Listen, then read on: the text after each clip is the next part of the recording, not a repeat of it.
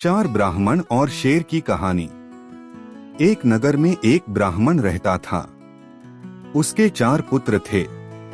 तीनों बड़े ब्राह्मण पुत्रों द्वारा शास्त्रों का ज्ञान प्राप्त किया गया था, परंतु बुद्धि की उनमें कमी थी। चौथे ब्राह्मण पुत्र को शास्त्र ज्ञान नहीं था, परंतु वह बुद्धिमान था। एक दिन चारों भाई भविष्य की चर्चा करने लगे। बड़ा भाई बोला, हमने इतनी विद्या अर्जित की है, किंतु जब तक इसका उपयोग न किया जाए यह व्यर्थ है। सुना है हमारे राज्य के राजा विद्वानों का बड़ा सम्मान करते हैं। क्यों न हम राज दरबार जाकर उन्हें अपने ज्ञान से प्रभावित करें। पुरस्कार स्वरूप वह अवश्य हमें अपार धन संपदा प्रदान करेंगे। सभी भाइयों को यह बात उचित प्रतीत हुई और अगले ही दिन वे राजा से मिलने चल पड़े। उन्होंने आधा रास्ता ही पार किया था कि बड़ा भाई कुछ सोचते हुए बोला, हम में से तीन के पास विद्या है। हम राजा के पास जाकर उनसे धन अर्जित करने के पात्र हैं, किंतु सबसे छोटा बुद्धिमान तो है, पर उसके पास विद्या नहीं है। मात्र बुद्धि के बल पर राजा से धन का अर्जन संभव नहीं है। हम इसे अपने हिस्से में से कुछ नहीं देंगे। इसका घर लौट जाना ही उचित होगा। दूसरे भाई ने भी बड़े भाई का समर्थन किया, किंतु तीसरा भाई बोला, यह हमारा भाई है, हम सब साथ पले बढ़े हैं, इसलिए इसके साथ ऐसा व्यवहार अनुचित होगा। इसे साथ चलने देना चाहिए। मैं अपना कुछ धन इसे दे दूंगा। अंत में सभी सहमत हो और आगे की यात्रा प्रारंभ की। मार्ग में एक घना जंगल पड़ा।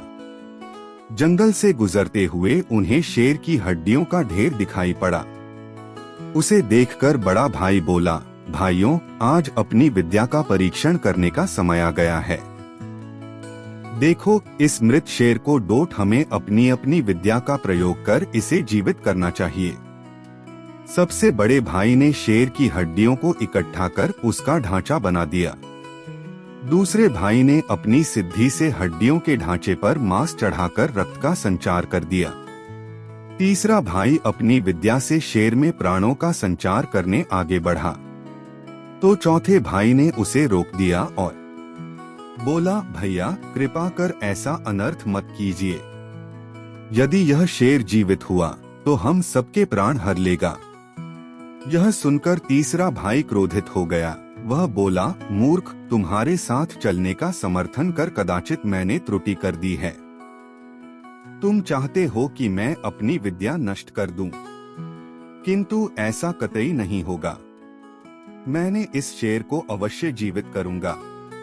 चौथा भाई बोला, क्षमा करें भैया, मेरा अर्थ यह कतई नहीं था।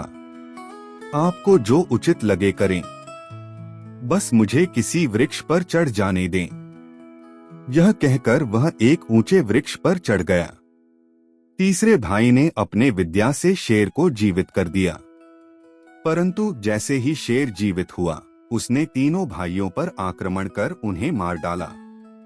चौथा भाई, जिसने बुद्धि का प्रयोग किया था, वह वृक्ष पर बैठा यह सब देख रहा था। वह वृक्ष से तब तक नहीं उतरा जब तक शेर चला नहीं गया। सिंह के जाने के बाद वह वृक्ष से उतरा और गांव लौट गया। कहानी से शिक्षा: बुद्धि सदैव विद्या से श्रेष्ठ होती है। शास्त्रों में निपुण होने पर भी लोक व्यवहार न जानने वाला व्यक्ति हमेशा उपहास का पात्र बनता है या समस्या को आमंत्रित करता है।